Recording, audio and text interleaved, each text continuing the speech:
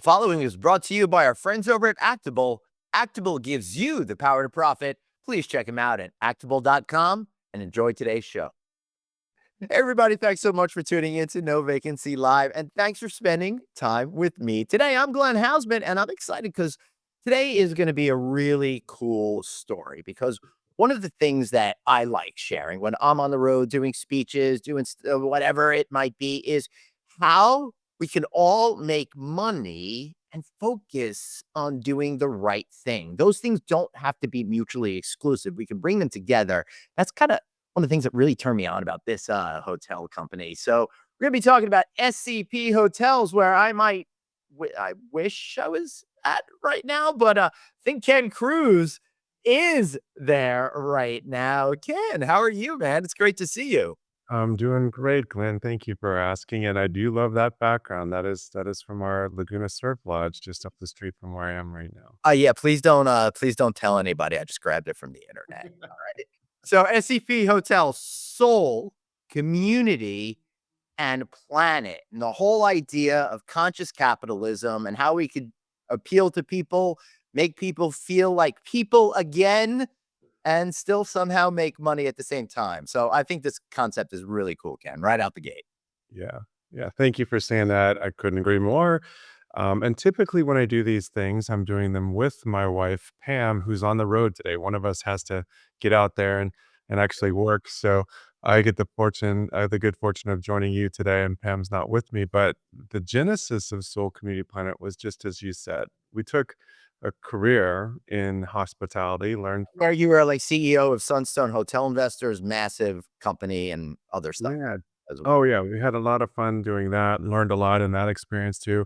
I like to actually spend a lot of time talking about all the lessons learned and mistakes made too. I think that's probably more interesting to your audience, so we can maybe spend some time on that one. Mhm. But Please. from all those lessons learned, throughout our careers, we sat down back in 2018 and said, "Hey, let's figure out, okay, what are we kinda good at, or what have we at least learned from? What is the industry needing right now? What are we passionate about from a value system? And let's form a business around that." And the concept, which we later realized is very well described by a Japanese concept called ikigai, which is about following, more or less working and following and living your passions. And so we formed the business around stuff that we were Also, what, girls called me in high school, Iki guy. ikigai. That was different spelling, I'm sure. Yeah. But the general idea behind the business was exactly as you said. It's what do we love to do? What are we passionate about? What do we know a little bit about? And we Mhm. built this passion project around it, which today is now 10 hotels and certainly has significant scalability to the extent that that we pursue additional growth, which my whole view is yes, let's continue to grow. Pam's like, why would we do more than 10 hotels is a nice number. Yeah. But it's serving this growing constituent, right, of modern consumers. People have more flexibility, more, financial wherewithal in spite of what the headlines all say. People are doing pretty well right now, Mhm. and a lot of folks now are looking to travel outside of that substrate of our industry, which is the business road warrior travel and the convention business. That's not going away. That's gonna continue to be strong. But people now have more ability to get out there and travel on their own accord and travel in ways that advance their own personal value system, that help them do self-improvement. They're seeking experiences with more depth and meaning and personal resonance and what we like to say take-home value. And that's where we've oriented our little niche in our industry. I like that phrase, take home value, because when you're having these kinds of trips, experiences, that sort of thing, that's really what at the end of the day, what's about. What are you taking for your soul? And what are you taking in terms of general bragging rights and hey, look what I did to your friends out there? Because that's always going to be a component as well. But Yeah. I've got to say, Ken, before we get any further into it, I would be remiss as somebody who's been to 200 plus fish shows. They have a song that Trey, the lead singer, wrote for his private band called Soul Planet, and the lyrics are kind of got the same vibe. Yeah. So I highly recommend that you check that out when you have a chance. Bouncing Around the Room is one of my go-to songs. It's one of my favorite tunes by Fish. And I totally agree. They like the jam bands. It's what we're about. We have this. In fact, I think we'll talk about this in a little bit. We have this new expression of SCP, which is a much more nostalgic, vintage, sort of cool concept called Wild Freight, and we're hoping to have fish at our grand opening in Colorado. That would be hysterical, and then you're gonna have to make sure that I get on that invite. You're you're in. All right. Woo. Finally, we've got something accomplished for the good of me on this podcast. But so tell me a little bit about like how you think you're going to be able to expand this company. It sounds like you're going to be. Are you just going to be investing in yourselves? Are you bringing in other people? Because you're really hitting on all of those right notes. Fun, eclectic places that you could bring back to life in a lot of instances and really connect it to not just people, but of the place of which it was born from. Yeah, yeah. Thanks for asking that question, and I hope that thinking about your audience, I hope that this in particular inspires some folks to get out there and start their own gigs. And we're in a world where it's never been easier to become an entrepreneur. I Mhm. think entrepreneurism is sort of the new form of patriotism in many ways. It's one of the things that truly makes America great, and we've just got this amazing backdrop for folks who want to start a new business to do so and do so successfully and do so without the expense and the time and the education, all those things that used to be required to do the type of things that we're doing. I'm not the brightest guy in the world. I don't have the greatest, resources or anything like that. And yet we're having so much fun building what we have. Well, So it's really a lot of it is about that passion and having the wherewithal to do it. And with your decades of experience, you really know how to pull all of these things together. What for you though personally was the inspiration of this? Because I get the sense without knowing you that you really cut your teeth doing a lot of more traditional stuff, and this is more about what your passion is and what your vision is for how you would want to stay when you. yeah, for sure. So the backdrop, I sort of lived my career a little bit backwards, maybe not, in as much as had the benefit of working for Marriott International, a company that used to be called Host Marriott, that's now a Host Hotels, Mhm. with the whole gang, Chris Nassetta, who's now CEO and global mucky muck at Hilton, and a bunch of the guys from that side of the equation, a ton of just amazing players in the industry, and got to be involved in some incredible transformational projects that as you said, enabled me to learn a lot, cut my teeth, learn from, mistakes, and learn that business is about taking calculated risks and moving forward.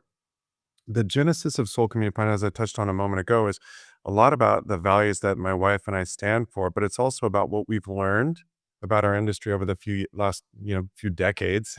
I'm a grizzled veteran, as I like to say, in what is not being provided. So we have an incredible industry, and it serves, provides hospitality in a wonderful way. But what hasn't, where the industry hasn't kept up with trends is that modern consumers are looking for experiences that go beyond just points. They're going, again, as I said, experiences that actually resonate with their own personal value systems and enable them to continue on their personal, whether it's a well-being or social good or environmentally friendly, or hopefully all three of those while they're traveling. The way we're growing our business, I think, is also a bit of a throwback to how the industry used to be, in as much as we're a vertically integrated company. Mhm. So you think about our industry as being sort of trifurcated. You've got the real estate owners, and I came from Right. more the real estate ownership side. You've got the management companies who are in between, and then you've got these really amazing brand companies who have Mhm. now evolved to the point where the brand companies are about net unit growth. They're creating concepts, again, that hopefully. They're very different from the roots of which they started, kind of like where you are now. Yeah, kinda like where we are now, and the reason that we did it this way Mhm. is because coming from the world on the real estate side, we looked around the room and said, "All right, this is great that we're working with," pick the name, Marriott, Hilton, Intercon, etcetera. It's great that they're flagging the business, they're Mhm. helping to market it, they're doing all that great stuff. They truly do provide a great deal of value to a hotel owner. And then we're also working with the third party operator who's also providing a great deal of value if in no other reason they're taking on all the headaches of Yeah. having all the human, capital and so on, which is a big deal. And then we were just sort of the passive owners of the real estate. which is fine because there's a unique skill set associated with each one of those three verticals. But where it becomes not so fine, and you see this out in the public space today, is when the economic transfer becomes inequitable between the Mhm. three different buckets. And so, what we found over several decades on the real estate side is that what was left over after everybody got their contractual payments and the like was not a whole lot, and a lot of the value that was actually created around the real estate, which arguably could be attributed to the brand and in part certainly attributed to the management company. A lot of that value, though, did actually get transferred to those entities with not so much value residing back at the real estate owner. So we formed our company to be vertically integrated. We have the brand, the management company, and the real estate all under one roof. And then not only does that eliminate this instance of maybe disparate interests and a little bit of economic leakage, it also gives us a great deal of control over decision making, changing things around, Right. learning from what's working, what's not working. We don't have that bureaucratic framework that we have to Well, operate. there is one drawback. The headache medication budget probably goes up a little bit, is my guess. I like to say that I get up in the morning and there's at least 100 fires burning, and I top three fires and Well, that's kind of like the Steve Jobs approach to getting stuff done. yeah. Right. Absolutely. There's going to and that's we forget that that is part of the fun of it. Life would be super boring if we didn't have a whole lot of stuff to solve. I think we're all kind of geared in that way. We want to solve problems. Yeah. Uh, Sometimes there's more problems than we have the ability to solve, but it's just all part of business. I don't mind having to solve problems. I just hate when the problems find me when I'm not in a problem solving mood. And you Well, have to do stuff like you really got to pull it together and, yeah, yeah. grow up and deal with it. So Mhm. I'm curious. You said you've learned a lot from mistakes and stuff like that, and I do want to learn about that. But I'm curious: was there something in your life that frightened you that you thought was really going to be hard that you had to focus on overcoming? For me, it was multiple things: getting into groups and talking to people, learning how to be a public speaker, things that really petrified me. And then I said, yeah, whatever. And I managed to get past it. So give me an example of something that you had to do that's helped you in your life and or career. I love it. I can tell you're not a people person at all. You you seem extremely introverted. I am like after we turn this off, as soon as I hit stop, I'm gonna put on a t-shirt and go lay in the backyard and just go, I don't have to talk to anyone. That's so true. Yeah, I like to tell people I'm the most extroverted introvert or Right. introverted extrovert. Not sure which one it is that I've ever met because I'm the same way. I love my personal time. Yep. Also love the connectivity and being around other folks. I would say in my personal life, the biggest thing that sort of inflected my career was as a youth, and this is a broad. Don't get me started on the education system or the process that I don't have Time, my our friend. society is subject to. We have 4 daughters, and they're all kind of in that system, if you will, where you go from elementary, junior high, high school, and you're just kind of in the production line on Mhm. through to college and beyond. And in my experience, I grew up from a very middle class family. I like to describe my parents as sort of Ward and June Cleaver, which nobody listening to this would know who that is because I'm that old, but Yeah. that's an olden I days. can't even make like I can't even make a modern reference that anyone Yes, would probably understand. probably not. Yeah, you're right. If you think of modern, I was sort thinking like Modern Family, but completely the opposite. it'd be yeah. But we just have this amazing, wonderful, loving, parents and family right in the middle of the middle class, There was always somebody who had a lot more than we had, but we always still felt super fortunate for what we did have as well. Um, as a result, I didn't really even spend a lot of time thinking about what's gonna happen with college, where am I gonna go? There was this whole glom of us that all said we're gonna go to the same college, and it was perfect for me, state college in state with, virtually no tuition, Mhm. and that's good because I also had no idea what I wanted to be when I grow up. I'm still sort of learning that now. Um, but after I got through undergrad and actually got out in the working world, I realized, okay, I kind of like this hotel business. I like working with people. I don't love the idea that I'm working on Christmas Day and New Year's night and all that stuff. That takes a very special person to really thrive in that type of an environment.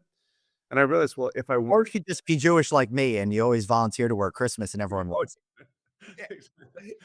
my first job was in South Florida, and so the Christmas, holiday was just the hotel was jam packed with Sure. folks, everybody coming from New York and so on.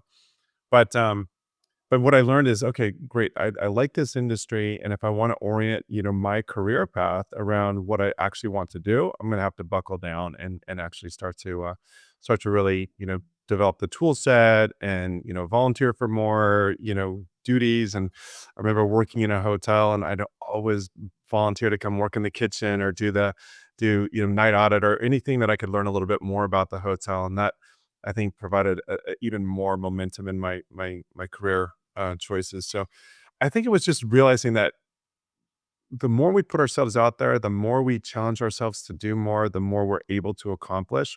And I don't think I ever had that appreciation for how much more we actually can do as individuals, how much more innate productivity we've got within us. When I was younger, I was sort of having fun being directionless for the first chapter of my life, and getting out of school and realizing, geez, I can do a lot more if I apply myself was probably the wasn't a one event or anything, but it was a gradual realization. Yeah, and you just kind of, realize that if you get out of your shell and you get out there and allow the world to happen, good things can happen if you, recognize it, you know? Well, and good things can happen, and it's also a lot of it comes down to mindset. There's so much that we can see and read today that says how bad the world is, and how the world's conspiring against us, and how success is not going to happen for us because X, Y, and Z. You can always you can always compose a narrative in your own head that says, "Here's why I can't succeed." And I think what worked for me quite well is I've always been an optimist. I've always been a kind of a why not type of a person. And I think that, and this idea that we'll figure it out. We have this saying, one of our friends gave me this framed picture that said, I'm just gonna wing it. And then the quote, it's in the quotations that it says at the bottom, said Ken Cruse about something he certainly should not be winging. Right. Well, it kinda describes it. We'll figure it out, and it's not a comfortable mindset for a lot of people, but I think if you wanna be an entrepreneur, you do have to accept a lot of uncertainty, a lot of lack of, framework, rules, bureaucracy, whatever you wanna call it. That's not for everybody, but to me, I found that that's a world that I tend to really thrive in. I think that's the world that a lot of people get hung up in, that balancing the risk versus the potential reward. And I think a lot of people, our natural inclination is to say, oh, let me take something from that list of excuses that you just talked about. And then I could just excuse myself from the whole thing instead of taking those chances. But For sure. I'm sure you know this. When you take those chances and it pays off, it's so much sweeter than you even imagine. And when you take those chances and expect that you are going to stumble a lot along the way, that too becomes it makes the journey that much more impactful, more meaningful. We talk about this a lot. Failure is not an end. Failure is a lesson learned. It's a stepping stone. We use the phrase the blessing of a skinned knee is Yeah. something that really feeds into our business practice all the time. True. So how do you get over the pain though of that skin knee at first? So for me, I would cry Neil mommy for a long time and then she'd pat me on the butt and I'd go on the way. But seriously speaking, because we all get caught up in that moment and we need to figure out a way to rebuild and move forward. So what's your process like? What's my process like? So somebody described me as having a very high tolerance for pain, and that's not necessarily the right thing or a good thing. It's how you're wired and how you deal with stuff. It just Yeah, is. and you just plow your way through it. And I like that they can describe it as climbing a ladder, right? We always see here's where I'm going to end up. Here's where I'm gonna end up at the top of this ladder. But you can't jump to the top of the ladder. You have to do one rung at a time, and sometimes your hand slips off the rung, and you have to continue up. So it's about incrementality is much of the process that we engage in here. Learning, as I said, if we're not making mistakes, we're not trying hard enough. We're not putting our innovation out there as much as we should. And we've got so many in our company, our first hotel. which Right. is now going to be our first SCP wild freight. And thank you for transitioning to that. Made my job easier. I was just about to do that too. Oh, It's cool. like, God. Yeah, because this is a litany of Yeah, lessons learned that most people, and probably if I were well advised, I should have tapped yeah. out on as well. But we bought this hotel for virtually nothing in Colorado Springs. It's just down the street from the Broadmoor and Cheyenne Mountain and all these, kind of iconic locations, and yet it's a few miles away and a few million light years away in terms of Yeah. what it is and what our submarket is like. And so, man, that was our first test kitchen, if you will, for Soul Community Planet. Again, we bought it at a low price, but I there's not a day that goes by that I don't think, man, we should have given it to the guy with the bulldozer who wanted to build something different there. But what you got out of it was a cool piece of infrastructure that could never be replicated in 2025. Could not be replicated in 2025. We've invested a lot more than we thought we were going to in this part, but it's become a learning ground for us. It's a hotel that went from almost dead last in the market to number one. It's now in the number 8, I think, in the market in TripAdvisor, and we're going to do a whole bunch of new investing and re-enlivening of that asset to make it what it should be, which is a celebration of the Great American Road Trip, a vintage motel that Yep. all these great nostalgic qualities to it, but that also has this substrate of Soul Community Planet, this common thread of our value system, and what the Soul Community Planet theme is will be loud and clear as well within the new Wild Free concept. Yeah, I think that's pretty neat to me because the soul is the bones of the building and what it tells you it really wants to become, right? And then that community is how you're going to program it to fit in that neighborhood. And then, of course, you have all the eco-sensitive stuff and sustainability behind it that is doing the right thing for the Yep. planet. So, how did you envision versus what the first iteration was, and what were some of those differences? And maybe you had some lucky wins in there too, besides some hard lessons. It's funny. We're love this question because we're actually in the case of Yeah. the wild free expression, which we've now broken our brand into 3 different I wasn't sure if that was public yet or not. So thank yeah, we hopefully it is. But if not, you. News you're or already here. hey, the good news is today's news environment. I can just say we're breaking news and it's facts. So there you go. Breaking news. Breaking news. Soul Community Planet is now 3 separate brand Sorry, expressions. because he says on this thing pending, but SCP Rome, SCP Hotels, and by SCP. Yeah, and Rome was the working name, and we landed on this name Wild Frey, which is sort of a neat idea. As I mentioned, that's our Yep. that's our vintage hotel, vintage motel Mhm. interpretation. It's going to apply as I mentioned, the road tripping crowd, the younger cohort or younger at mind, cohort, a little bit easier price point, and then there's Soul Community Planet hotels, which are boutique Yeah. properties and really cool markets that are proximate to nature.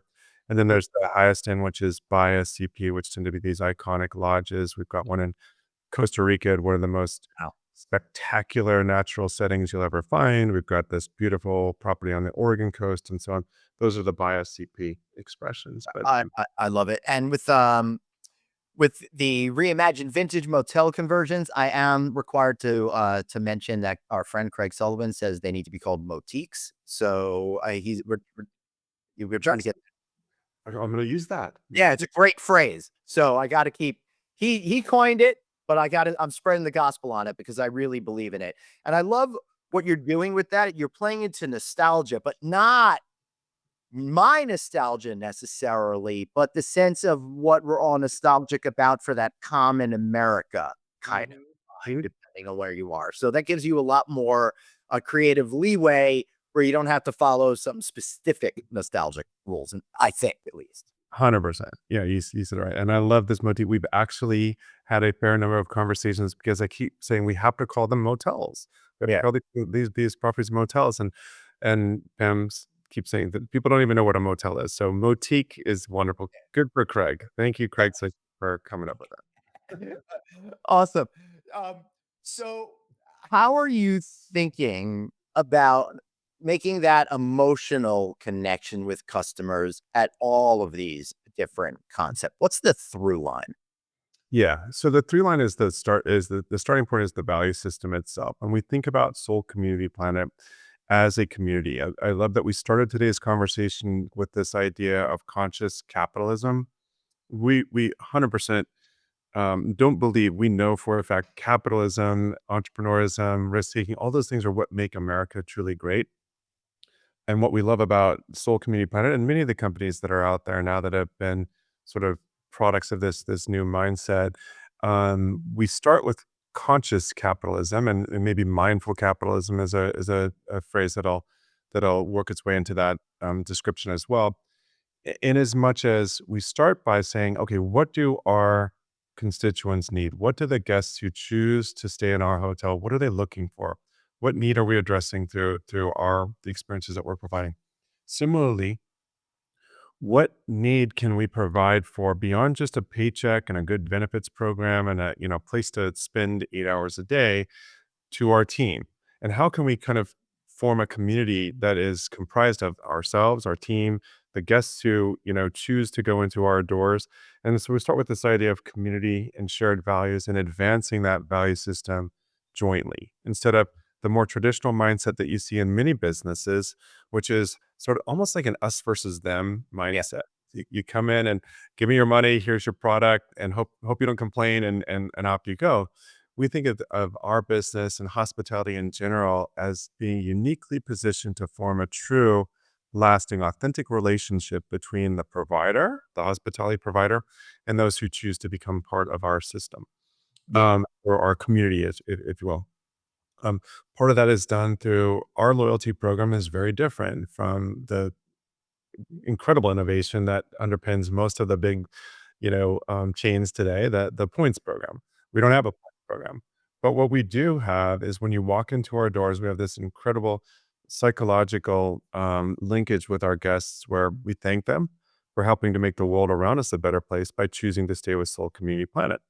Because in choosing to stay with Soul Community Planet, you plant a tree in a unnaturally deforested area. We don't hand you a sapling and say, "Here's a shovel, go plant it." If we did that, that wouldn't work out too well. But we planted over 250,000 trees so far as in our young life cycle as a company, as a result of people choosing to stay with us.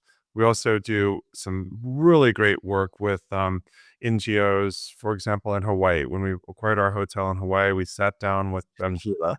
and yeah, and Hilo, which is I've learned to love that whole Hamakua coast of the Big Island. Yeah. We sat down with the community. We sat down with the mayor. If people don't know, each island in Hawaii has its own mayor, kind of like a governor. We sat down with the mayor and said, "Hey, we'd love to acquire this hotel. We're highly sensitive about the sort of the pushback right now on tourism and over tourism within the islands. What can we do to quietly help before we even make a decision to invest here and to become part of this community? What can we do to help?"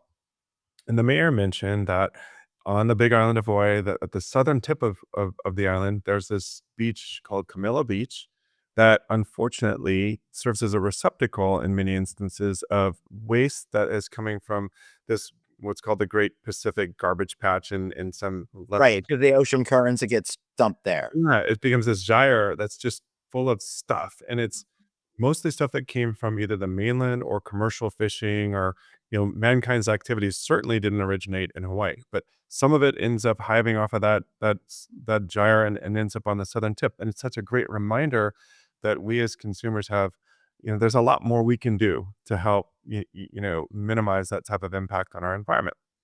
So through that statement, he said, we just need help keeping that beach pristine. And so we ended up hooking up with the Hawaii Wildlife Fund. And every time a guest stays at our hotel, we fund efforts and we participate as well, but we don't ask our guests to participate in those efforts. We fund efforts through Hawaii Wildlife Foundation to go carefully clean up that beach. It's very ecologically sensitive. The end result is over 100,000 pounds of waste has been recovered from that beach. Wow. Some of it's going into this waste to wealth program that Hawaii has. And we get a letter from the director every year just saying, here's pictures, here's the before, here's the after. It's just been such a positive impact. So those are the types of things that happen when you choose to stay in an SCP hotel. Yeah. We, through our Every State is Good program, we truly do help to make the world around us a better place. Not we, you. Yeah. You're the hero of this whole thing, and that's a really important element too. That when you want to create that sense of community, that sense of trust between a service provider, a product provider, a vendor, whatever it is, and a customer, um, you have to know that that customer is the hero. They're the hero of their own story. They're the hero of our story, and making them understand that we appreciate that and we appreciate them for choosing to stay with us tends to be a really powerful relationship builder that goes way beyond this idea of social relationships that we're seeing. So, not to be cynical or anything, but that we're seeing in our industry, or more broadly in business in general, that Yep. isn't really founded on an authentic, mutual affinity. It's more founded on, I gave him this point system, or I gave him this recognition system, and it's a different idea. Ken, definitely a different idea. And I actually have a note here to talk about said idea as the wrap up. I want to know your opinion on what we've been talking about today, the experiential customer versus the accommodations consumer. I Yeah. think we need to talk a little bit more in our industry about that separation and how they're really different groups, because I'm both depending on what I need when. Yeah. Absolutely. We're all both. And the important point to make too is that the foundational, strata, if you will, substrate of our industry, as I said before, the business transient traveler, the convention business, all that stuff is not only not going away, it's going to get stronger as we go forward. Mhm. But we also, in spite of what we read and see and are fed on our social media algorithms, about how bad the world is, the fact is we are all living in a much better world today than we were, and none of us were here 100 years ago, 50 years ago, 30 years ago. You pick a time period, and objectively, the data about whether it's education rates, prosperity, the amount of time and effort it requires to get the goods and services that our parents had to get, had to expend, is vastly lower today for all of us. All that's leading to a world where people not only are going to be doing the business travel, but they're also now going to have what you were just describing, Glenn, this ability to go out and do experiential travel that's on their own dime, that's pursuant to their own personal value system, their own personal journeys, whatever that might be. And as I said before, that's the niche where we come in. And that's going to grow much more rapidly. Our whole industry is, I think, set up for a fundamentally strong period of prolonged growth. I think this elective experiential travel element is going to grow much more rapidly than Agreed. the other layers. So, Yeah. And that's is- why you're in it. I've been preaching a lot. When you look at the upper end of the market, how there's no upper end to the upper end of the market. well, that's another piece. That's how one of the things that we think through when we're acquiring a hotel. As I mentioned, we're vertically integrated, so we have the brand, the management co, and the real estate. When we buy a hotel, we look at the screening criteria is often, okay, can we acquire this at a discount to value? And one of the reasons why we go after boutiques is we can buy hotels typically at a massive discount to what an institutional scale hotel or commercial scale hotel, with the same sort of price point and service model would cost. And largely that's because of lack of economies of scale on the operating front. We can synthetically work our way around that by cobbling together multiple hotels within a market and having sort of an above property management function and so on, and create some of the economies of scale. But then when we get into the hotels, we think about four P's. We think about product. Are we going to create a product that is squaring with the desires of the folks that we're looking to serve? In Mendocino, we have organic gardens and llamas, and the eggs that you eat in the morning come from the chickens that live on property that you walk by in the morning. It's just, it's all part of this very, well, yeah, it's kind of cool. It's kind of a very well sorted out um, product and programming system, so that that whole the gardens and the proximity to the national state parks and so on are, it's all part of the programming. Promotion is another big piece of our value system, our value creation system, if you will. It's the third P out of 4 Ps. I like to do things under simple, some easy to remember frameworks. The third P is promotion, but it's not promotion about what we say. Mhm. It's what our guests say about us. It's, are people going home and are they telling 5 of their friends what a great stay they had at this little property in Central Oregon or in Hilo, Hawaii or Costa Rica? That's far more powerful than what we as a business can do or say to attract people. And then of course there's what we call earned media. When Condé Nast talks about us, or Sunset Magazine, or Outside Magazine, what have you, talks about us. That's a really powerful driver as well. Yep. And then to get to the point that you just made a moment ago, the fourth P in our framework, when we look at, how do we position a hotel, is it's actually two P's: premium pricing. And this has also been a really interesting thing, a concept for us to sort of disabuse the team about. Hey, you got to discount prices to attract people to come in, and then we'll work on building the prices up in the future. Mhm. That doesn't work.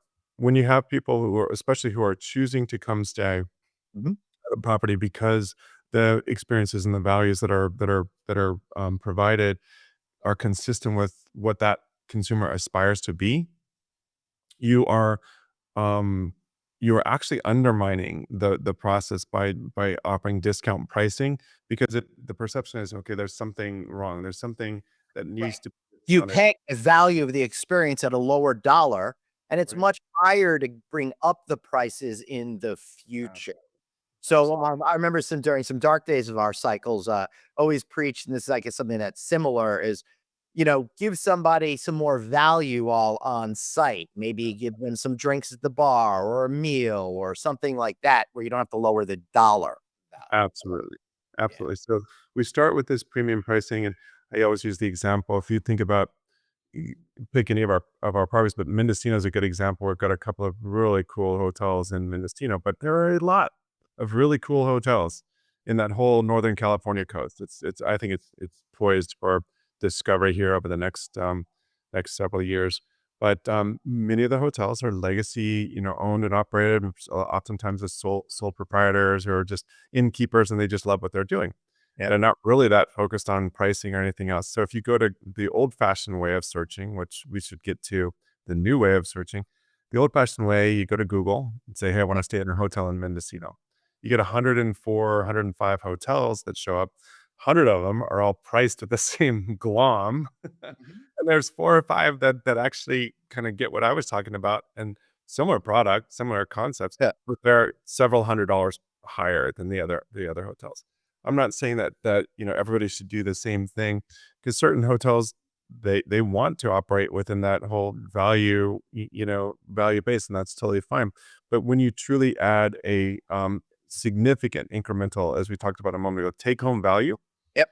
if you don't assert the value, the price associated with that take home value upfront, to your point, you're not gonna get it in the long term. And many people will actually do that search and say, I really want to focus on these 5 hotels that are priced as outliers, instead of the 100 hotels that are all priced the same.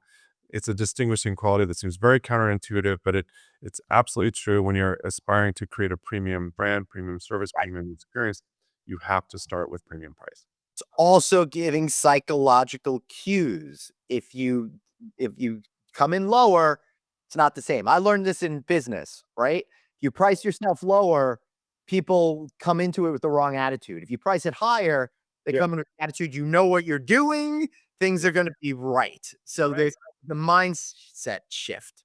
And we further underscore that last thing that you said is super important. People trust that you know what you're doing. That's why you're getting the price that you're asking.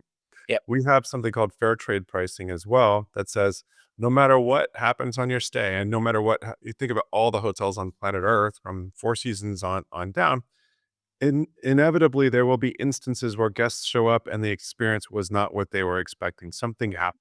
There was a Mhm. bug in the room. The light bulb burned out. Whatever it Culture was. F. Does that happen? We it happens.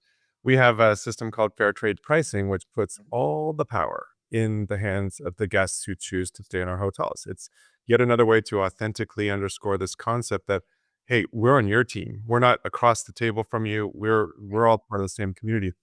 and you get to choose the price you pay for your stay based on the quality of your experience. And it's not a debate. It's not a negotiation. It's not a, hey, we'll give you $5 off. Here's a free cup of coffee.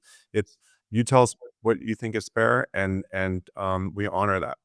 It becomes a really powerful tool in two ways. One, again, it builds that relationship on an authentic level with our guests. And number two, it eliminates it doesn't fully eliminate them. There's always going to be something that happens, but it does a great deal to minimize these instances where something bad happened. And if you're like me, I'll go to a hotel, a restaurant, whatever it is, something not to my liking happens. I don't say anything about it. I used to pay the bill, I go home, but definitely not gonna tell 5 of my friends to go stay at that hotel. Yeah, I'm right. definitely not gonna go online and say what a great place it was. And though that's, I think, the big asymmetric risk that we all face if we don't have some sort of a fail-safe, a relief valve, if you will, in the system that enables a guest that may be slightly dissatisfied to get their stay for free or to get a massive discount, on beyond what they were expecting. We always want to overcompensate. People are very transactional, and you Yep. said The word out then, man, it just flies because then people will be like, yeah, this happened, but you won't believe how awesome they were. yeah, and I shouldn't say this out loud, but look, we want our whole industry to succeed. We track fair trade pricing. Pam and I are both, MBA. We got our quant hats on all the time. We track fair trade pricing super, super carefully as one of our KPIs. And we feel, fair trade pricing should correspond with guest satisfaction. And so Right. if you have an instance where guest satisfaction is declining and fair trade pricing is declining, that's actually not a good combination. If you have really high fair trade pricing and low guest satisfaction, that's a really bad indicator. But we look at FTP, fair trade pricing, adjustments as optimally being around 1% of total revenues. Right. So think about that. For 1% of total revenues, way less than what we'd be paying for a third party operator or brand, Mhm. we're able to create a relief valve where Mm. we honor the promise that we made to our guests completely in instances where, there may have been something that's gone wrong. It works really well. We track way below the 1% typically, across our portfolio, but it's one of those things that when we announced that or when we instituted that, so many people said, "You're gonna get crucified." People are gonna show up and say, "Here's your nickel. I'm staying." And that's just I not think what that they've been crucified. crucified. But that's not what people are about, Yeah. especially when you start with this idea that we're sharing the system, we're part of the same, value affinity Yeah. group. It really seems to work quite well. Listen, you got all of this going on and llamas to boot to boot. How awesome. How Well, awesome is that? Costa Rica, we have monkeys and pumas as well. Yeah, that's fantastic. Ken, thank you so much for being here today. Yeah, my pleasure. I really enjoyed this. This was awesome. I really appreciate you. I appreciate you guys out here. Listen, we went over so much stuff today. No doubt you're gonna have to download the audio version. Make sure you get that wherever you get your shows. Follow us wherever you like. We're there. I'm there for you. Remember, everybody, you've got one life, so blaze on, and I'll see you next time. Bye bye.